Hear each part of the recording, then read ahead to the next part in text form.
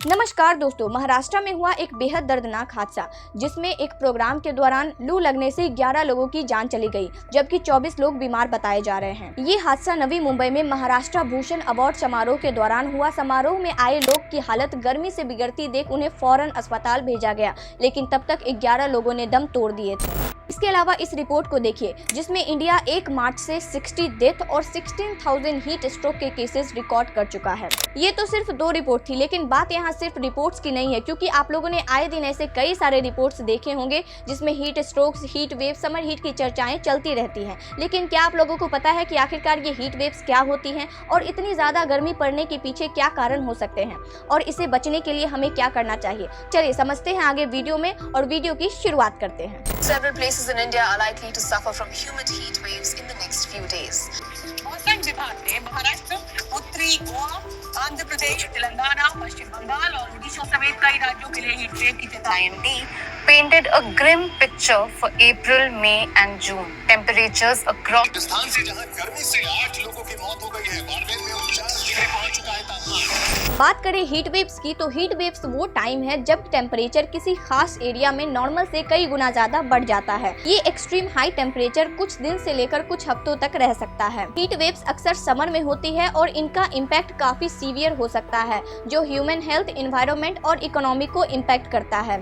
Heat waves तब माना जाता है जब किसी एरिया का मैक्सिमम टेम्परेचर प्लेन एरियाज के लिए कम से कम 40 डिग्री सेल्सियस या उससे ज्यादा हो और हिली एरियाज के लिए 30 डिग्री सेल्सियस या उससे ज्यादा हो। अगर हम इसे डिपार्चर फ्रॉम नॉर्मल के आधार पर देखें तो जब नॉर्मल से टेम्परेचर का फर्क 4 to 6 डिग्री तक हो तब हीट वेव डिक्लेयर होती है, और जब नॉर्मल से टेम्परेचर का फर्क 6 डिग्री सेल्सियस से ज्यादा हो तब सीवियर हीट वेव डिक्लेयर होती है। हीट वेव्स के कारण को तो हम आगे डिटेल वे में डिस्कस करेंगे, उससे पहले समझते हैं हीट वेव से होने वाली प्रॉब्लम्स को। First, human health. Heat waves के कारण हीट एग्जॉस्शन, हीट स्ट्रोक्स और डिहाइड्रेशन जैसी बीमारियां हो सकती हैं, जो कि सीवियर केसेस में मौत का भी कारण बन सकती हैं। Second, environmental impact. High temperature और ड्राई कंडीशन से वाइल्ड फायर्स की सिचुएशन देखने को मिलती है, जो कि इकोसिस्टम और प्रॉपर्टी को नुकसान पहुंचाती है। इसके अलावा इंक्रीज इवोपरेशन होने के कारण हमें वाटर की कमी देखने को मिलती है एग्रीकल्चर और कंजप्शन के लिए, जिसकी वजह से हमें ड्राउट की सिचुएशन देखने को मिलती है।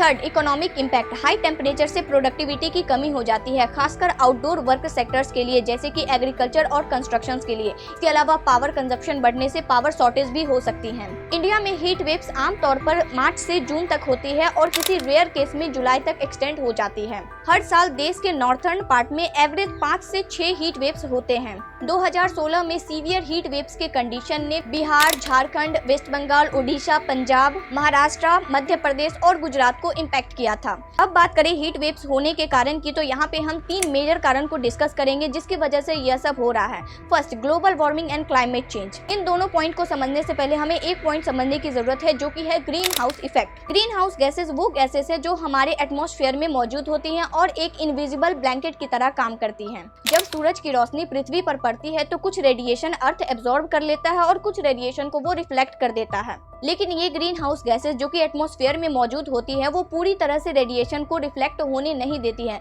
बल्कि उन रेडिएशन को अब्जॉर्ब कर लेती है। इसकी वजह से अर्थ पूरा फ्रीज यानी ठंडा नहीं होता है, बल्कि यह अर्थ को गर्म और कंफर्टेबल बनाने में भी मदद करती है। ग्रीन हाउस इफेक्ट एक नेचुरल फिनोमिना है जो कि जरूरी भी है, क्योंकि अगर यह इफेक्ट ना हो तो हमारे अर्थ का टेम्परेचर -18 डिग्री सेल्सियस से -15 डिग्री सेल्सियस हो सकता है, जिसपे कोई लाइफ पॉसिबल ना हो।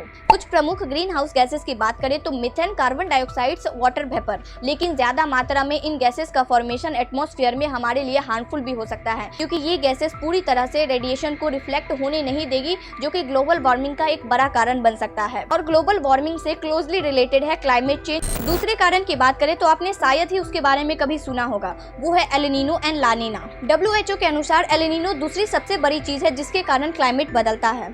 आखिरी एल नीनो का इवेंट हुआ था 2018 से 19 के बीच, जो कि जनवरी 2020 तक चला था। उसके बाद 2023 में एल नीनो इफेक्ट देखने को मिला और अब तक यानी 2024 तक चल रहा है। क्या है ये एल नीनो? चलिए समझते हैं। El Nino and La Nina 2 opposing climate pattern हैं जो एक साइकिल का हिस्सा है, जिसे एल नीनो साउदर्न ओसिलेशन भी कहते हैं।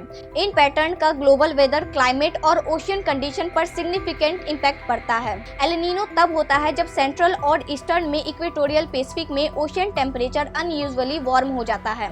ये हर 2 से 7 साल में होता है और 9 महीने से 2 साल तक चलता है। एल नीनो के दौरान सेंट्रल और ईस्टर्न इक्वेटोरियल पैसिफिक ओशियन में सी सरफेस टेम्परेचर एवरेज से ज्यादा वार्म हो जाता है। ट्रेड विंड्स जो कि नॉर्मली ईस्ट से वेस्ट की तरफ चलती है वो कमजोर या फिर कभी कभी रिवर्स हो जाती है, जिसकी वजह से वार्म वाटर ईस्टवर्ड की तरफ मूव करने लगता है। ओशियन सरफेस की वार्मिंग से एटमॉस्फेरिक सर्कुलेशन पैटर्न इन्फ्लुएंस हो जाता है, जो कि ग्लोबली वेदर पैटर्न को अल्टर कर देता है। एल नीनो दुनिया भर के क्लाइमेट पैटर्न को इम्पैक्ट करता है, जिससे क्लाइमेट एनोमलीज होती है। बात करें ला नीना की, तो ला नीना तब होता है जब सेंट्रल और ईस्टर्न इक्वेटोरियल पैसिफिक ओशियन में अनयूजुअली टेम्परेचर कोल्ड हो जाता है, यानी एल नीनो का जस्ट अपोजिट। तीसरे कारण की बात करें तो वो हो जाती है UHI इफेक्ट, यानी urban heat island effect. UHI effect का मतलब है शहरों में आसपास के गांव या ग्रामीण इलाकों से ज्यादा गर्मी होना, क्योंकि आपने अक्सर देखा होगा कि ग्रामीण इलाकों में अक्सर गर्मी कम पड़ती है, जैसे कि आप इस रिपोर्ट को देख सकते हो जिसमें इंडिया में भुवनेश्वर समेत UHI इफेक्ट को एक्सपीरियंस किया जा रहा है। और यह इफेक्ट किस वजह से होता है, तो फर्स्ट मटेरियल प्रॉपर्टीज, क्योंकि शहरों में बिल्डिंग और सड़कें अक्सर एस्फाल्ट और कंक्रीट की बनी होती है, जो कि दिन भर सूरज की रोशनी को एब्जॉर्ब करती हैं और रात को रिलीज करती हैं।